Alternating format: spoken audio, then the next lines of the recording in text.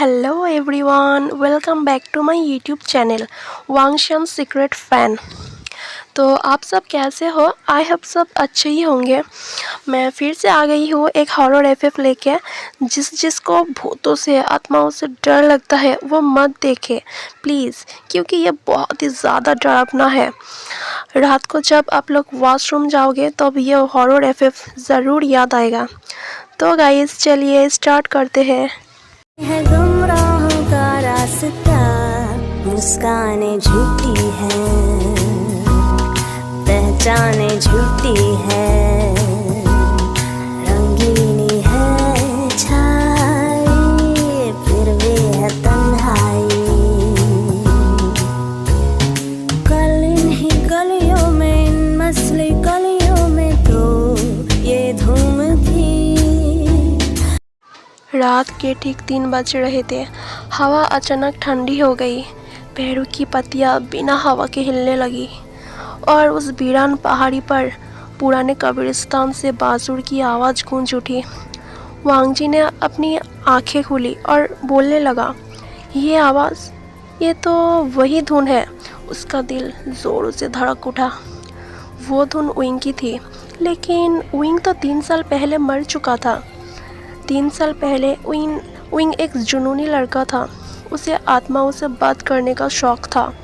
लोग कहते थे जो मरे हुए को बुलाता है, एक दिन मरे हुए उसे बुला लेते हैं। उस रात विंग कब्रिस्तान में अकेला गया था, हाथ में बांसुरी, मुंह पर अजीब सी मुस्कान, और बोलने लगा, अगर आत्मा सच में है तो आज सामने आओ।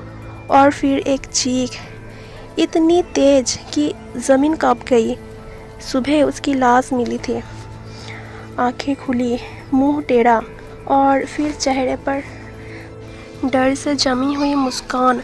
पोस्टमार्टम रिपोर्ट में लिखा था, डर से दिल फट गया।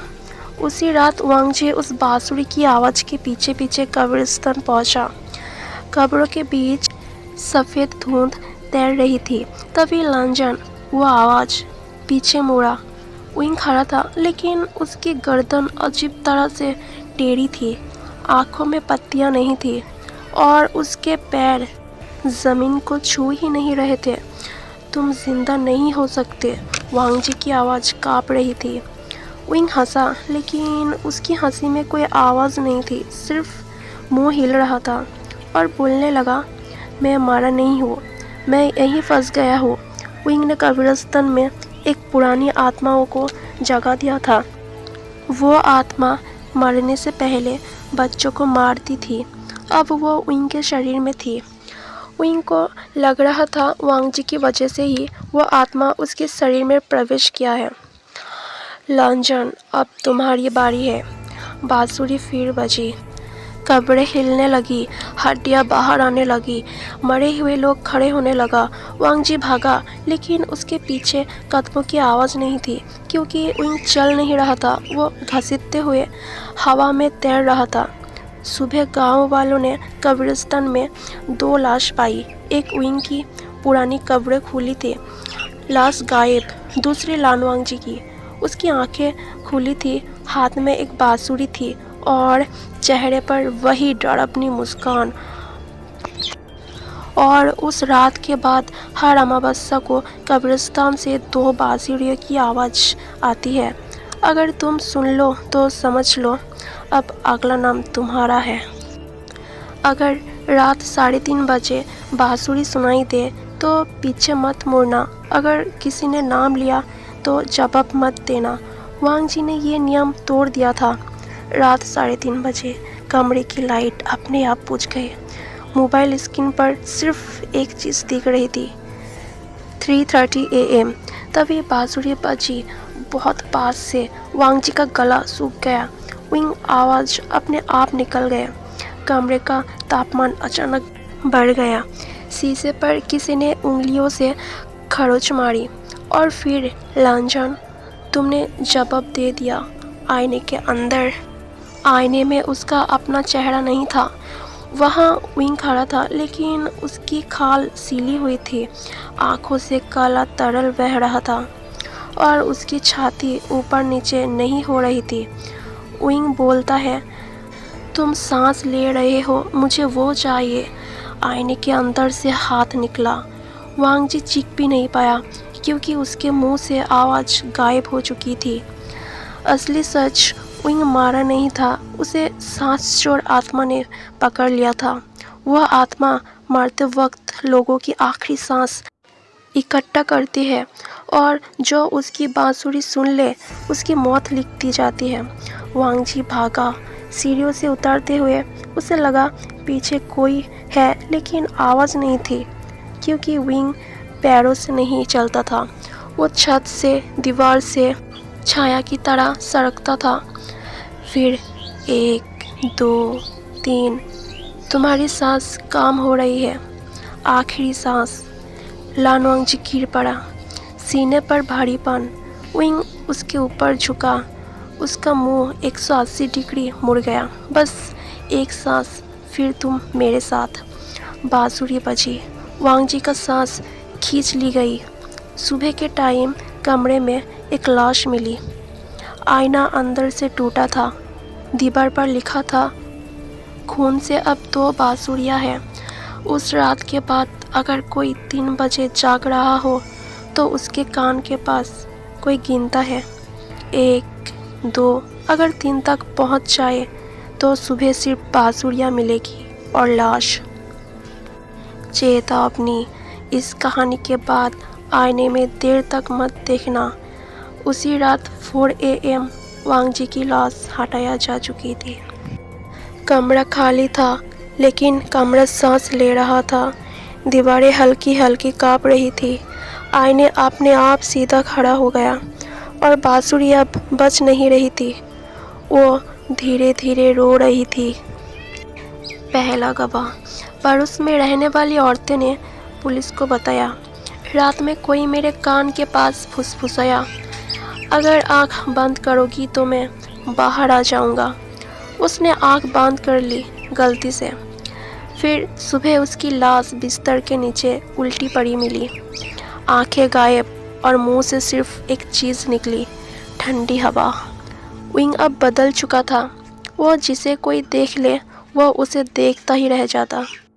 आईने में, मोबाइल स्क्रीन में, कांच में, पानी में, वो हर जगह था, लेकिन वो कभी पूरा दिखाई नहीं देता। कभी सिर्फ आंखें, कभी उल्टे पड़े, कभी गर्दन। नियम 3 जो कभी नहीं लिखा गया, अगर तुम आईने में पलक झपकाए बिना 10 सेकेंड देख लो तो विंग आईने से बाहर आ जाता है और बाहर आने के बाद वो वापस नहीं जाता।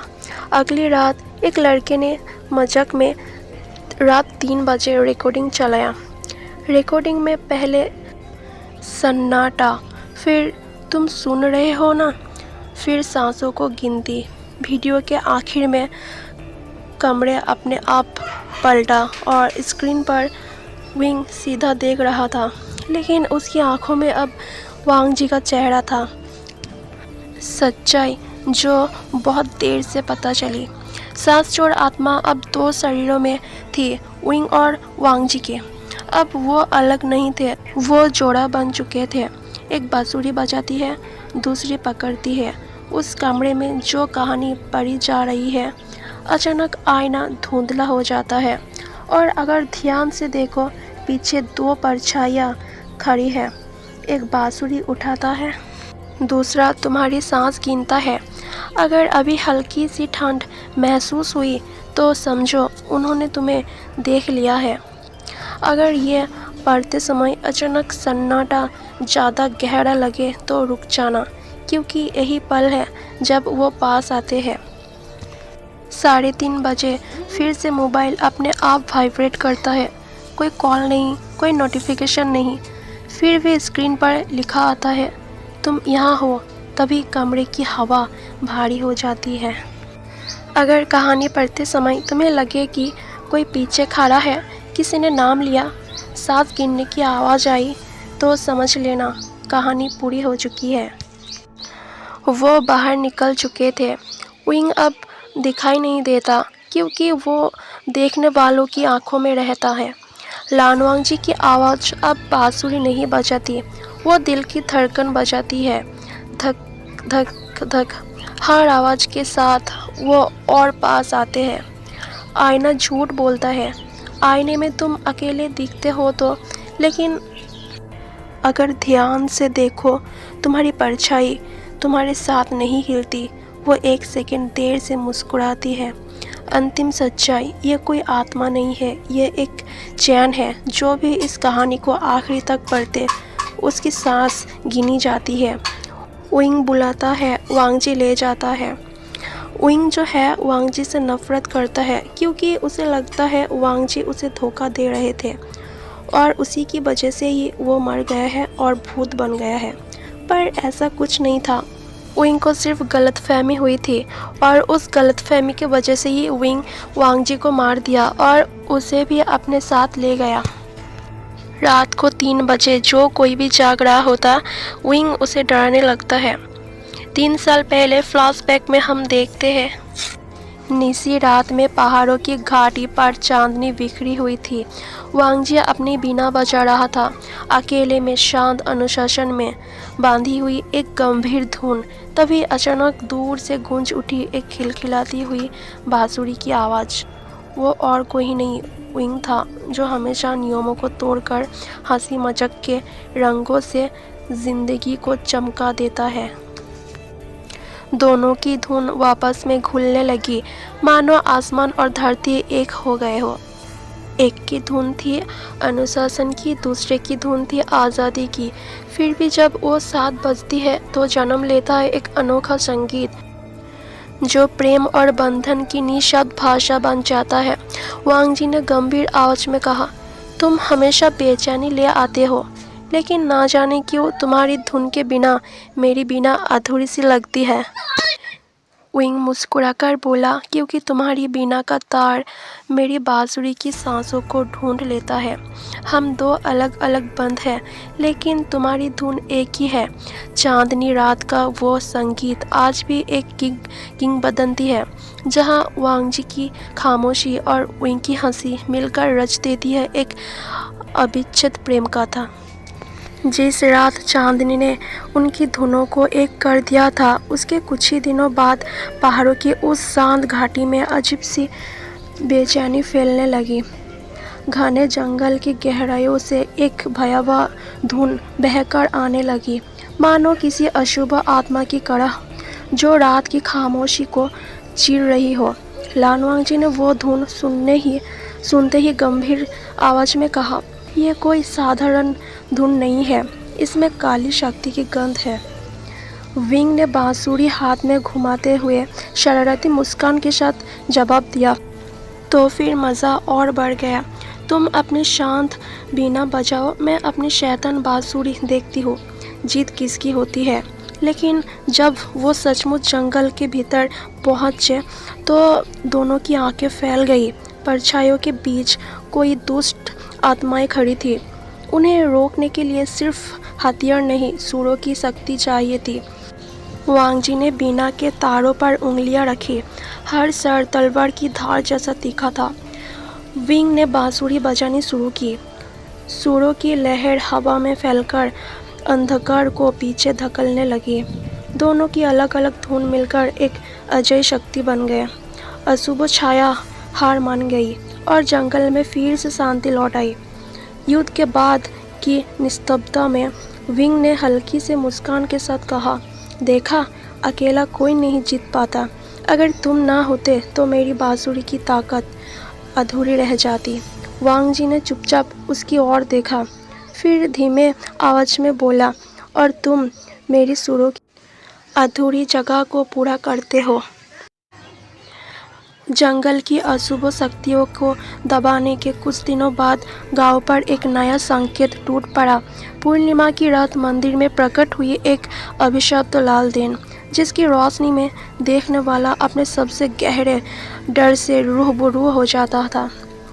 गांव वाले परेशान में थे। उनकी आखिरी उम्मीद सिर्फ 2 नाम, लानवांगजी और विभूषण।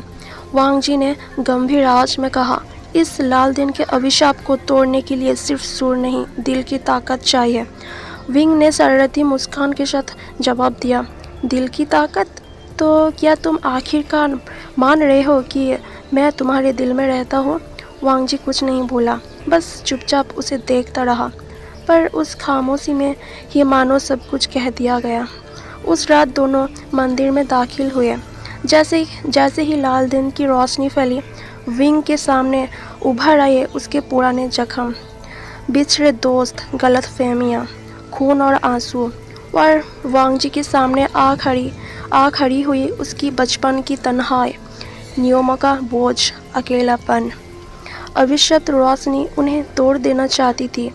तभी विंग ने बांसुरी पर एक नया सुर छोड़ा, जिसमें घुल गई वांगजी की बीना की खामोशी सांत्वना। दोनों के सुर मिलते ही लाल दिन का अभिशप्त टूट गया। रोशनी बुझ गई, अंधकार घट गया और भोर हो गया। गांव वाले खुशी से चिल्ला उठे। उसी पल वांगजी ने धीरे से विंग का हाथ थामा और कहा, अब समझ आया, मैं कभी अकेला था ही नहीं। विंग हंस पड़ा, आंखों में शरारत और प्यार की चमक। मैंने तो कहा था तुम्हारी बीना का हर तार मेरी बांसुरी की सांस ढूंढ लेता है। उस भोर पहाड़ों की चोटी पर उगते सूरज के साथ उनका बंधन एक चिरंतन वचन में बदल गया। अभिशप्त लाल दिन का रहस्य सुलझाने के बाद गांव में फिर से शांति लौट आई। सब लोग उन्हें नायक कहकर पुकारने लगे। लेकिन वांगजी और विंग जानते थे, असल लड़ाई तो अपने भीतर के डर को जीतने की थी। एक रात दोनों पहाड़ों की चोटी पर खड़े थे। तारों से भरा आसमान, हल्की सी हवा और दूर जुगनुओं की चमक। हर तरफ एक कोमल सा जादू बिखरा हुआ था। विंग हंसते हुए बोला, वांगजी, तुम हमेशा इतने खामोश रहते हो, लेकिन आज मैं चाहता हूँ कि तुम कुछ कहो दिल से। वांगजी देर तक उसकी आंखों में देखता रहा, फिर धीरे धीरे पास आया और बहुत हल्की आवाज़ में बोला, तुम मेरे सुर का आधा हिस्सा हो, तुम्हारे बिना मैं अधूरा हूँ। विंग की आंखें अचानक नम हो गए।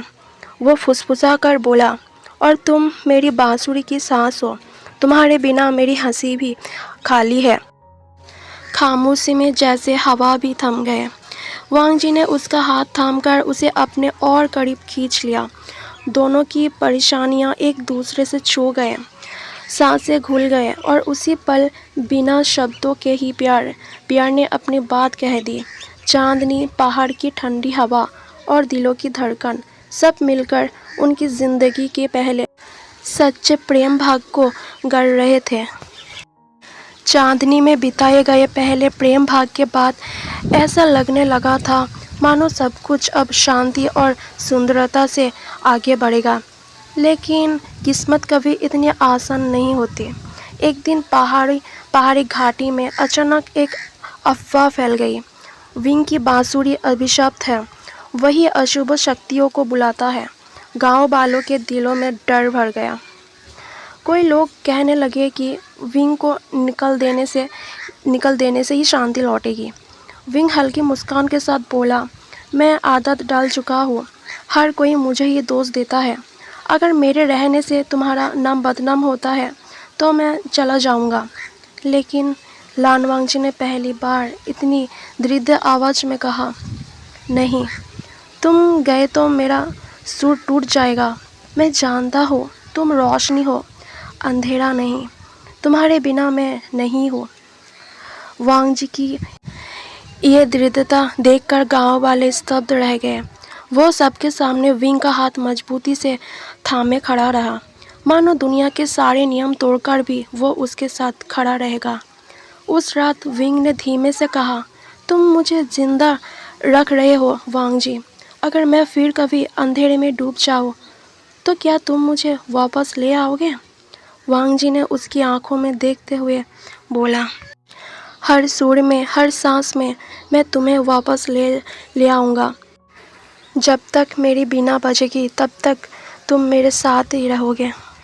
उसी पल आसमान से एक उल्का टूटकर गिर पड़ी, मानो उस वचन पर आसमान ने खुद मोहर लगा दी हो। तूफानी उस रात के बाद से लान वांगजी और विभूषण का रिश्ता और भी गहरा हो गया था। वो जानते थे अगर उम्र भर साथ रहना है तो अब छुपकर नहीं, छुपकर नहीं जिया सकता। एक दिन फिर गांव से बुलावा आया क्योंकि एक अशुभ आत्मा लोगों को डराने लगी थी। सबने एक बार फिर उन्हीं से मदद मांगी। वांगजी और विभूषण साथ खड़े हुए। इस बार लड़ाई सिर्फ अंधेरी शक्तियों के खिलाफ नहीं थी, बल्कि सबके सामने अपने रिश्ते को स्वीकार करने की भी थी। युद्ध के बाद जब शांति लौटी, गांव वाले खुशी से झूम उठे। तभी अचानक किसी ने सवाल उठा दिया, तुम दोनों हमेशा साथ क्यों रहते हो? तुम्हारा रिश्ता आखिर है क्या? चारों ओर सन्नाटा छा गया। विंग मुस्कुराया और बोला, हम सिर्फ दोस्त नहीं हैं, हम एक दूसरे के सुर हैं। मैं बांसुरी हूँ तो वो बीना, मैं रोशनी हूँ तो वो खामोशी। हमारा बंधन प्यार का है। गांव वालों में फुसफुसाहट फैल गई। कोई हैरान था, कोई खुश तो कोई दुविधा में थे। तभी वांगजी ने निडर होकर सबके सामने विभूषण का हाथ मजबूती से थाम लिया और कहा, यही सच है, मैं उसके साथ हूँ। हर नियम तोड़कर, हर रुकावट पार करके उसी पल सूर्यास्त की रोशनी पहाड़ों पर फैल गई। धीरे धीरे गांव वाले तालियां बजाने लगे, क्योंकि वो समझ गए थे ऐसा प्रेम पवित्र होता है, आसमान को तारों की तरह। उस दिन के बाद उन्हें कभी छुपना नहीं पड़ा। वांगजी और विंग अब सिर्फ सुरों की जोड़ी नहीं थे, बल्कि सबकी नज़रों में एक अविच्छेद प्रेम कथा के नायक बन चुके थे। तूफानी रात का वादा। एक शाम अचानक आसमान गिर आया। पहाड़ों के ऊपर से तेज आंधी बारिश बहने लगी। वांगजी और विंग ने शरण ली एक पुराने मंदिर में। बाहर बिजली कड़क रही थी, लेकिन अंदर एक गहरी सिहरन भरी खामोशी थी। विंग के भीगे बालों से पानी की बूंद उसके कंधों पर टपक रही थी। वांगजी ने बिना कुछ कहे अपनी चादर उतारी और उसे अपने अंदर समेट लिया। विंग शरारती मुस्कान के साथ बोला, तुम हमेशा इतने गंभीर रहते हो, लेकिन अभी लगता है तुम्हारी आंखों में तूफान से भी ज़्यादा कुछ जल रहा है। वांगजी धीरे धीरे उसके चेहरे के पास झुका, फुसफुसा कर कहा, तुम मेरी अंदर की खामोशी को हिला देते हो। मैं तुम्हें अपने पास खींचना चाहता हूँ हमेशा। बिजली की चमक में दोनों की नज़रें एक दूसरे में उलझ गए। इस बार विंग ने मजाक नहीं किया। वो चुपचाप वांगजी के कंधे पर सिर रखकर टिक गया। दोनों की सांसें एक लय में बहने लगी और उस तूफानी रात में उनके दिल भी और करीब आकर बंध गए। बाहर तूफान जारी था, लेकिन अंदर जन्म ले रही थी एक अनोखा शांति, एक ऐसा प्रेम जिसे अब कोई भी आधी तोड़ नहीं सकती। लानवांगजी और विंग के प्रेम को स्वीकार करने के बाद भले ही सबने धीरे धीरे उन्हें अपनाना शुरू कर दिया था, लेकिन दूर का ही एक शत्रु अब भी छुपा बैठा था। मो शुआन, एक अंधकार साधक जो हमेशा मानता था कि विंग ही उसके मार्ग की सबसे बड़ी बाधा है। एक दिन वो गांव पर टूट पड़ा और गरजते हुए बोला, विंग, तुम्हारी बांसुरी बार बार मेरी शक्ति को दबा देती है। अगर तुम ना होते तो मैं अजय होता। विंग हंसते हुए बोला, तो फिर तुम शक्ति से डरते हो या मेरी बांसुरी की धुन से? महायुद्ध हो गए। वांगजी की बीना की धुन तलवार बन गए। विंग की बांसुरी ने हवा में लहरें पैदा कर दी और मो शुआन के अंधकार मंत्र उनके विरुद्ध तूफान बनकर टूट पड़े। पर अंत में सच्चाई सामने आई। मो शुआन वास्तव में अकेला नहीं था। उसके अंदर भय और एकाकीपन का अंधकार पल रहा था। उसकी आंखों में छुपा हुआ गहरा दुख साफ दिखाई दे रहा था। वांगजी ने अपनी धुन रोक दी और कमल आवाज में कहा, तुम शत्रु नहीं हो, तुम बस प्रकाश का रास्ता नहीं ढूंढ पा रहे हो।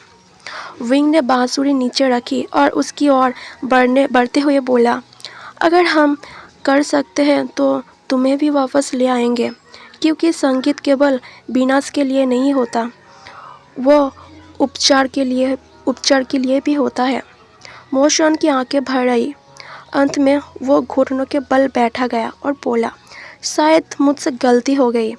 अगर तुम मुझे स्वीकार कर लो तो मैं इस अंधकार से बाहर आना चाहता हूँ। गांव वाले पहले तो स्तब्ध रह गए, फिर धीरे धीरे तालियां गूंज उठी, क्योंकि उन्होंने समझ लिया था सच्ची विजय शत्रु को हराने में नहीं, बल्कि उसे प्रकाश की ओर लौटा लाने में है। उस रात वांग जी ने विंग की ओर देखते हुए धीरे से कहा, तुम्हारी धुन केवल हमें ही नहीं, दूसरों को भी बदल सकता है। विंग ने हल्की मुस्कान के साथ उत्तर दिया, तभी तो हमारा प्रेम सच्ची धुन से है, जो टूटती नहीं, बस सबको एक दूसरे से जोड़ देती है। मोशन से समझौता हो जाने के बाद भी चारों ओर कुछ अशुभ शक्तियाँ छुपी हुई थी। उनका एक ही लक्ष्य था, विभूषण की बांसुरी और लानवांग जी की बीना को नष्ट करना। आखिरी बार सभी शत्रु प्रकट हुए। ऐसा लगा मानो एक महायुद्ध होने वाला है, जो सब कुछ समाप्त कर देगा।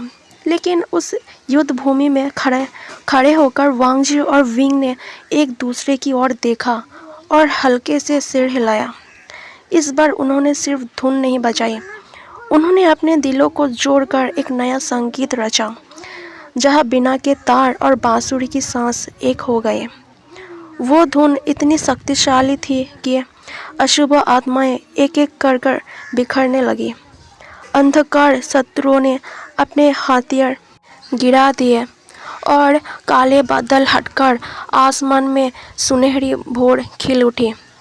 जब सभी शत्रु पराजित हो गए तो गांव वाले झुककर प्रणाम करने लगे। अब किसी ने उनके रिश्ते पर प्रश्न नहीं उठाया, बल्कि सबने एक स्वर में कहा, तुम्हारे प्रेम की शक्ति ने ही हमें बचाया है। उस रात पहाड़ों की चोटी पर खड़े होकर वांग जी ने विभूषण का हाथ कसकर थामा और धीमे से कहा, अब कोई डर नहीं, तुम मेरे हो और मैं तुम्हारा, सदा के लिए। विंग मुस्कुराकर बोला, जब तक आसमान में तारे चमकते रहेंगे, हमारी धुन भी गूंजती रहेगी। तारों से भरे आसमान के नीचे उनकी प्रेम कथा एक किंवदंती बन गए, जहाँ शत्रु भी अंत प्रकाश में विलीन हो जाते हैं और प्रेम अमर हो जाता है। एक दिन विंग वांग जी के कंधे पर सर रख के बोल रहा था, लांजन, तुम मुझे छोड़ के नहीं जाओगे तो ना? तो वांग जी तब बोलता है, कभी नहीं, मैं इस जन्म, उस जन्म, हर जन्म तुम्हारे साथ रहूँगा, ये वादा है। हम दोनों शादी करके इस गांव में हंसी खुशी से अपना घर बसाएंगे। तो विंग थोड़ा शर्मा गया और मुस्कुराते हुए बोला, लांजन, सच में? दोनों एक दूसरे के साथ बहुत खुश थे।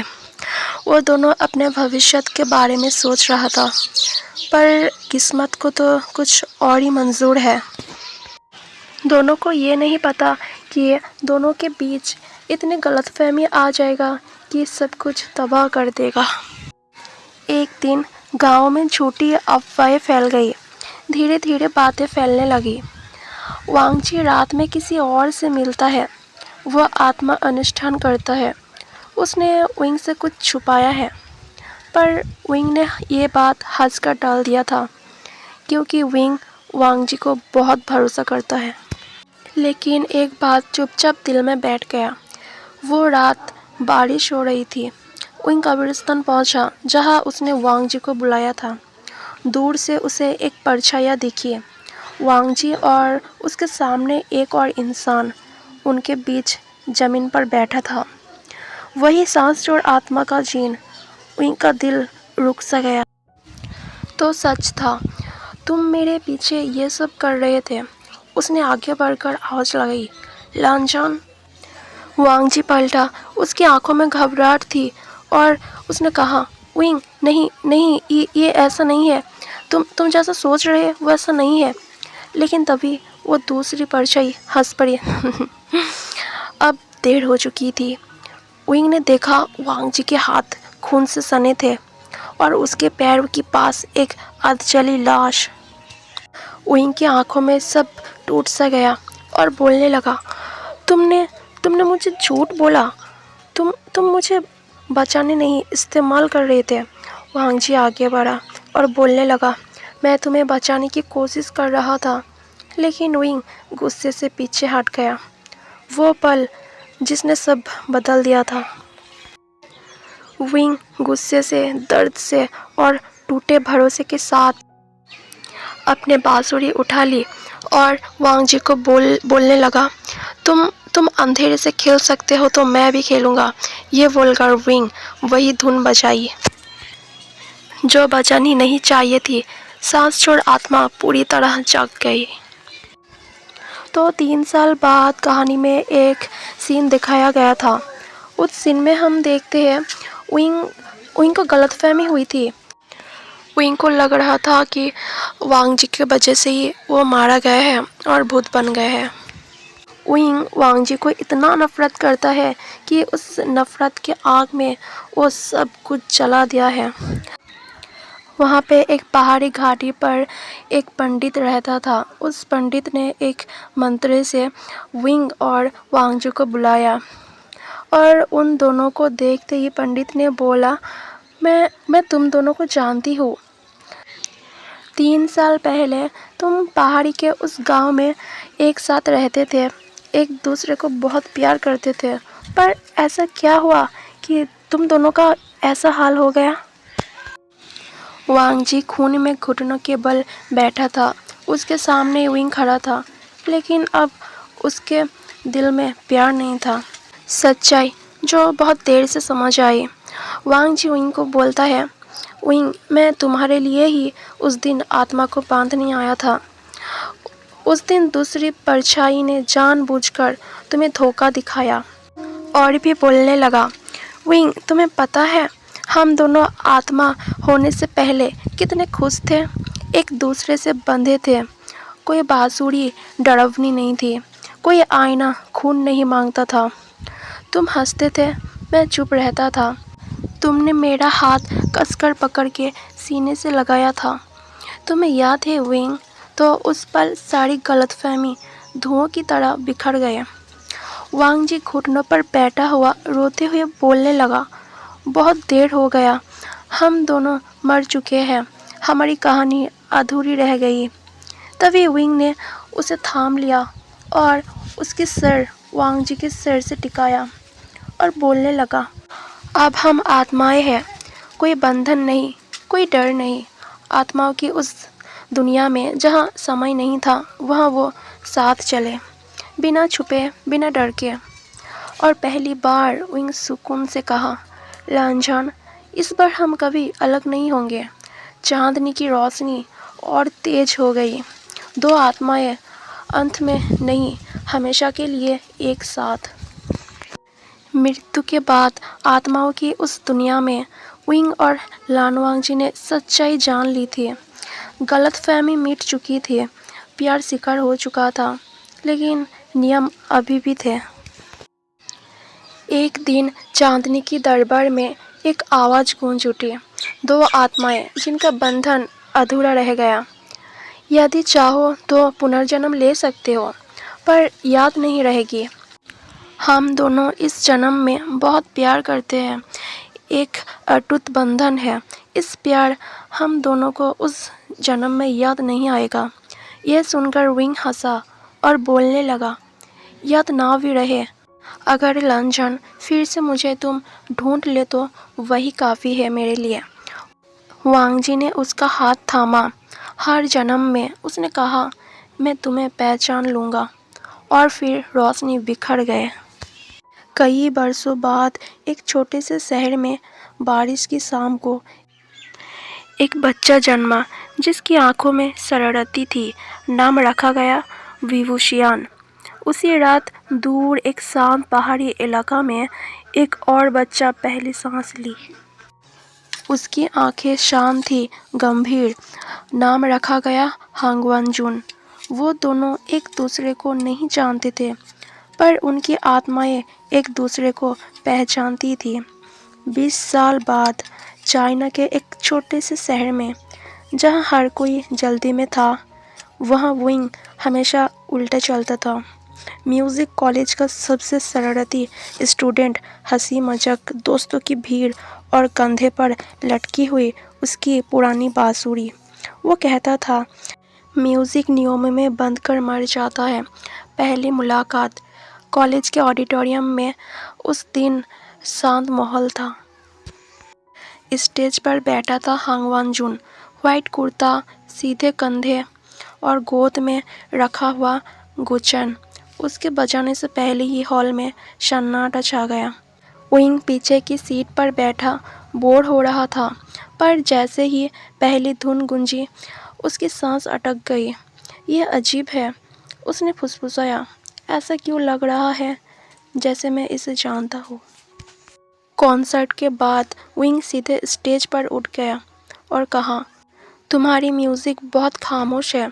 वांग जी ने आँख उठाई और बोलने लगा, और तुम्हारा बहुत शोर। दोनों की नज़रें टकराई। कुछ सेकंड दिल की धड़कनें तेज हो गई। विंग हंस पड़ा और बोला, तो चलो शोर और खामोशी को मिला देते हैं। वांग जी ने मना नहीं किया, बस सिर हल्का सा हिलाया। रिहर्सल रूम में बांसुरी और गुच्छन की आवाज़ पहले टकराई, फिर उलझी, फिर धीरे धीरे एक दूसरे में घुल गए। वांग जी को एहसास हुआ, विंग के पास बैठते ही उसके अंदर की बेचैनी शांत हो जाती है। विंग को लगा पहली बार कोई है जिसकी चुप्पी उसे डराती नहीं। बारिश वाली रात। एक रात कॉलेज से लौटते वक्त बारिश शुरू हो गई। छत के नीचे खड़े थे दोनों। विंग अचानक बोला, पता नहीं क्यों तुम्हें देखकर लगता है जैसे मैं तुम्हें बहुत पहले खो चुका हूँ। तो हांगवान जून ने धीरे से कहा, और मुझे लगता है जैसे तुम्हें ढूंढते ढूंढते मैं थक गया। पहली बार उसने विंग का हाथ थामा। वो दोस्त बने, फिर उससे ज़्यादा। रातों में विंग अजीब तरह सपने देखने लगा। बांसुरी, खून, चांदनी और एक शांत चेहरा जो हर बार उसे बचा लेता था। विंग फिर से हांगवान जून से पूछता है, तुम्हें लगता है क्या हम पहले भी मिले थे? हांगवान जून चुप रहा, फिर बोला, मुझे नहीं पता कैसे, लेकिन जब तुम हंसते हो तो लगता है मैं घाड़ा गया। उस पल दोनों के आंखों में आंसू थे, बिना वजह, बिना गलती। एक रात कॉलेज के पास पुराने मंदिर में घाटी की आवाज़ के साथ सब याद आ गया। मृत्यु, आत्माएं, गलतफहमी, वादा। विंग कब गया? लांझन। हांगवान जून उसे कसकर थाम लिया। इस बार उसने दृढ़ आवाज़ में कहा, कोई नियम नहीं, कोई चुप्पी नहीं। विंग रोते हुए हंसा, मतलब हर जन्म में तुम मुझे ही चुनोगे? तो वांग जी ने बोला, हमेशा। इस जन्म में कोई युद्ध नहीं था, कोई बलिदान नहीं था, बस दो लोग थे जिनकी आत्माएं पहले ही एक दूसरे को चुन चुकी थी। चांद उसी तरह चमकता था, पर अब वो साथ थे, जिंदा थे, और इस बार अलग होने के लिए नहीं, साथ रहने के लिए। और इस जन्म में कोई दुष्ट आत्मा दोनों को अलग नहीं कर पाएगा। वो एक दूसरे के लिए ही बने हैं। इस जन्म में, उस जन्म, हर जन्म दोनों एक दूसरे को पहचान लेंगे। तो विंग वांग जी को बोल रहा था, लांजन, हम पिछले जन्म में हार गए थे, पर इस जन्म में हमें कोई अलग नहीं कर सकता और हरा भी नहीं सकता। दोनों एक दूसरे को गले लगा लिया। तो गाइस, इस फैन फिक्शन को यही ख़त्म करती हूँ हैप्पी एंडिंग के साथ। तो इस फैन फिक्शन में मैंने सब कुछ डाला, horror scene, misunderstanding scene, emotional scene, सब कुछ ऐड किया। तो गाइस, आप लोग जानते हो मैं इस एफएफ को एक दिन में ही रिकॉर्ड किया। तो कैसा लगा कमेंट सेक्शन में ज़रूर बताना। तो गाइस, मैं इससे भी ज़्यादा इंटरेस्टिंग फैन फिक्शन लेके आऊँगी। मेरी फैन फिक्शन एक्सप्लेन्ड अच्छी लगी तो चैनल को सब्सक्राइब कर देना, लाइक कर देना और एक प्यारा सा कमेंट कर देना प्लीज़। तो रात बहुत हो गई है, अभी के लिए tata bye bye, good night.